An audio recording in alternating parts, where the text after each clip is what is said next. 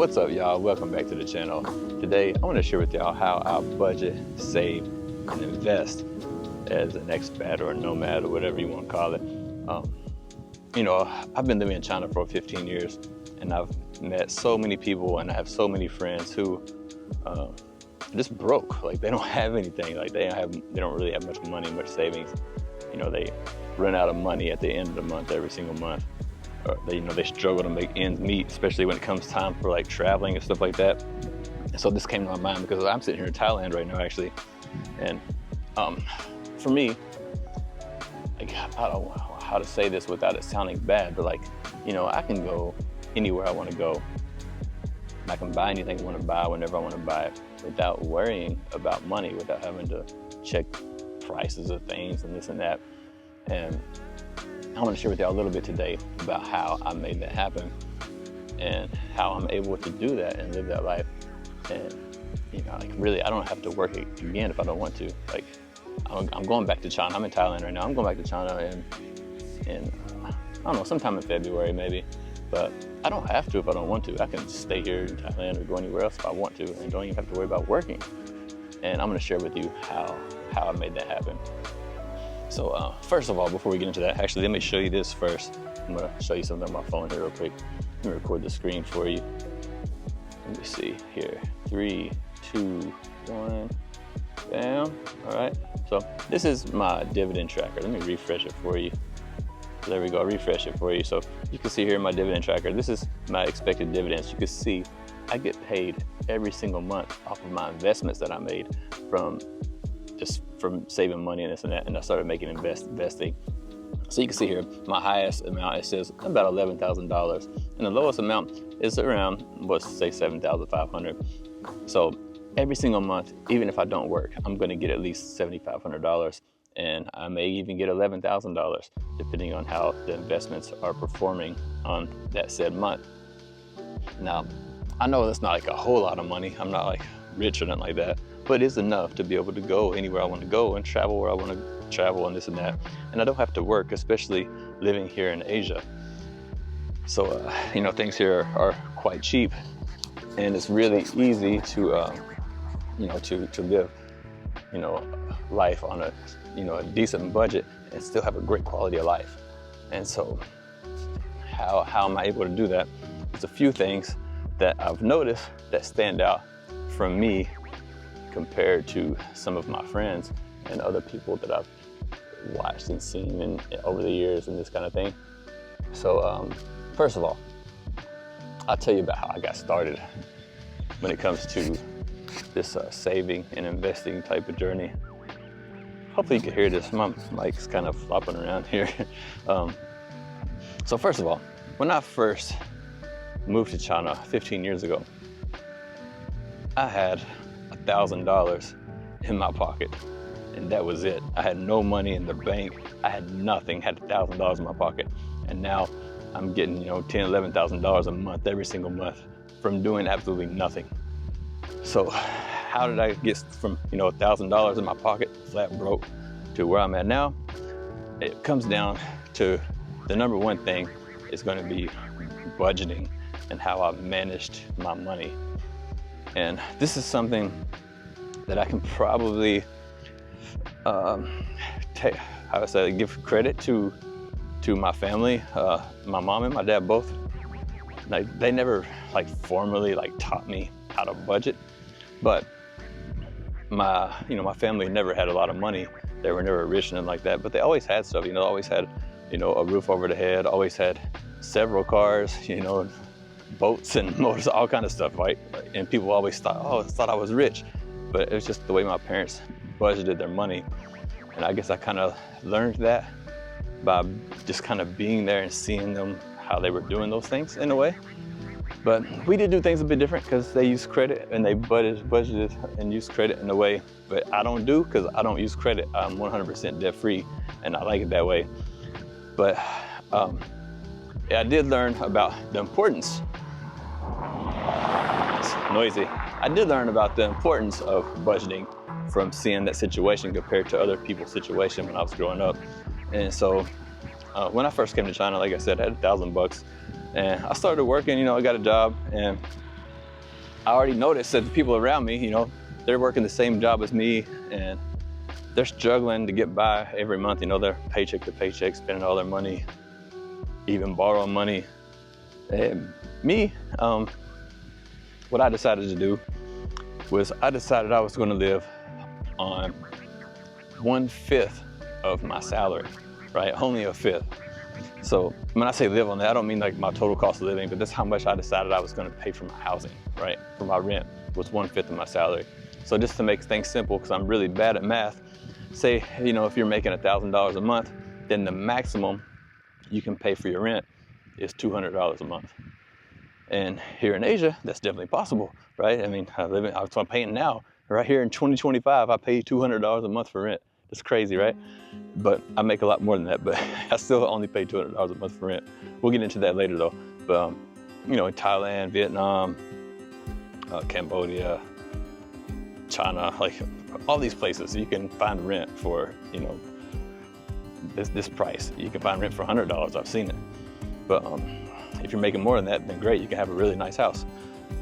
But anyway, I decided to spend only 1/5 of my money on rent per month. So I did that, you know, for several years.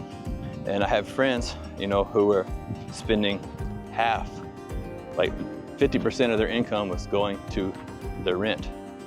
Some are paying even more than that because they had to have this, you know, fancy, nice house. You know, I don't know why they had to have this. Like myself, even now, you know, I'm paying $200 a month for rent, but my house is brand new. Nobody's ever lived in it. It's a brand new house. It's just not big, fancy, or in a fancy neighborhood or something like that. But, you know, I don't need those things. This is the place I lay my head down. So anyway, after I did that for some time, a couple of years, I just noticed my money just started piling up. I started getting a lot of money, started saving a lot of money because I'm only spending a very small amount of money on my rent. And then, you know, other things, you know, food and this kind of stuff in Asia, it's not very expensive. So, you know, every month I'm really, really, really saving a ton of money. And then later, I just, you know, I was thinking to myself, I was gonna save my way to financial freedom. And then I really got to looking at the numbers and stuff, and I was like, wow, this is gonna take a long time. And then that's when I started learning about investing, and I started investing my money. And the way I started investing my money were into dividend-paying stocks that actually pay money, pay me money for owning them. And when I started doing that, at the time, you know, I just kind of had this idea that, you know, I just want to make, you know, $1,000 a month, and that's all I need, right? That was kind of my thinking at the time. But my money kept growing and kept growing and growing and growing, and I started investing more and more and more. And then now I got to the point where I'm at now, where I even budget even differently now than I did back then, and even more of a savings, and it gives me even more money to save and invest. And so now that I'm making, you know, a decent amount of money, actually what I do, or what I was doing, I'm gonna have to readjust my budget again maybe, but for the past several years, I say at least 5 years now, I take half of 1 month's salary and pay for my housing for an entire year. So like right now, you know, when I paid my last year's worth of rent, $200 a month is what I pay. So that, you know, 12 months, that's $2,400. And you just seen my dividend payment. My lowest payment is like $7,500. But at the time when I made my last budget, I was only getting, my lowest payment was like $5,000. So only half of that, half of 1 month's payment is enough to pay for a whole year's worth of living, like keep a roof over my head for a year, right? So now, after that, I still have 11 months worth of money to live and enjoy and save and invest and all this other stuff. And that's what it has allowed me to be able to, you know, have a nice car. I can buy, you know, any new phone I want, anytime I want. I can go buy a new computer or something like that anytime I want. Fancy camera like I'm holding in my hand now. You know, I can go places. I'm in Thailand now. I can just pick up and go anywhere, anytime I want, because of that one habit, the habit of budgeting and managing my money in a proper way, staying debt-free, has changed my life. And I think if you want to get started with this kind of thing, that would be the first thing I would recommend doing, is setting up a budget and like just live humbly for a year. You don't have to have some fancy stuff or try to have some big fancy house and impress somebody and all that. You know, just budget 1/5 of your money for your rent, and then that gives you a ton of money to be able to save and invest. And you ain't gotta go eat a bunch of crap. It's like, I go to the gym all the time. I eat healthy food, I eat good food. I never like skimp on quality when it comes to anything. So, you know, you can do the same, and it'll put you on the track to actually being able to save and invest money and have a bright future. And I guess that's why I want to talk about this, just because I'm not old, I'm only 43, but I see how, you know, a lot of people are doing. You know, they work their entire lives, and, you know, work till they're 60 or something, or 65 or even older, and they're doing jobs they don't even like, and they become a slave to that job. They have to do that job to pay for their house, pay for their mortgage, pay for all this stuff. And then once they finally retire and all the stuff's paid for, they're too damn old to go enjoy their life and to go to places, you know, go places and do things that they want to do, and they missed out on all that stuff. And, you know, right now, I said I'm 43. I know it's not young, but it's not old either. And I have the freedom to just say, okay, if I don't want to work anymore, I'll just go enjoy my life somewhere, go do something, you know? And if I get bored, then I can always, you know, go to work or do something like that. Or, you know, do something on my own, which I do. I have a couple small businesses. They don't make a lot of money, but they do okay. But, you know, I can continue doing those things, or find some other things to do and enjoy my life. And that's something a lot of people don't get to do. So anyway, when it comes to the other thing, like I said, about saving and investing, you know, I try to save cash. Again, at least a year's worth of money. When I say year's worth of money, like a year's worth of rent, I have that much cash sitting on the side, like in my bank account. I actually have more than that. I have 3 years worth, because I'm like very conservative in my ways. But, you know, for somebody not very conservative, I would say having 1 year's worth of rent in the bank will be the second thing. So you budget to start, you know, budget your money where you're getting 1/5 for living expense. Then that extra money that you're saving, put away enough cash to pay for the rent for an entire year. And then once you do that, now you are set to start having extra money coming in that you can actually invest towards the future, and start building up a big stream of passive income that will pay for your bills and pay for your travel and pay for all the things that you need to pay for, and you don't have to worry about working anymore. But this only works if you don't have any debt. Because once you start taking out huge amounts of debt, and you owe, you know, hundreds of thousands of dollars for house payments and, you know, massive car payments and all that stuff, that's when things become tricky.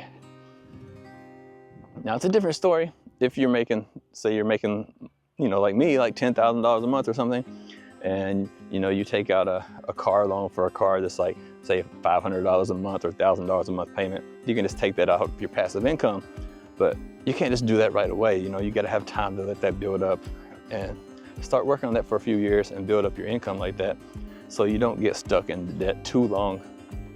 But for me, I'm not interested in debt. I just pay cash for everything, and if I can't pay cash for it, then I just say I can't afford it, and I don't want it, and I just do without. But that's just me. So anyway, hopefully some of that's helpful. I guess the last thing I wanted to mention was, like I said, I was going to tell you about how I invest my money. So I already kind of mentioned that or alluded to that, but I only invest in dividend paying stocks, and they must be stocks that pay me each and every month. If they pay quarterly, I don't want them. I want my payment every single month. I've been living in Asia for 15 years, and when you work in Asia, you get paid one time a month. And so I want my money coming in at least one time a month. and I want a large enough payment that I don't have to borrow money or something like that to live, right? And that's why, one of the reasons why I keep my living expenses low. So anyway, that's really, so don't need to dig in.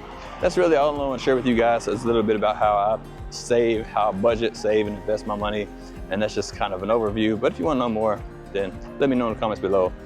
And I'd love to have a chat with you about it, because it's something I'm really passionate about, something I love, and something that I want to share with people and help people with. So yeah, that's it for today. And I'll see you guys on the next video. Take care.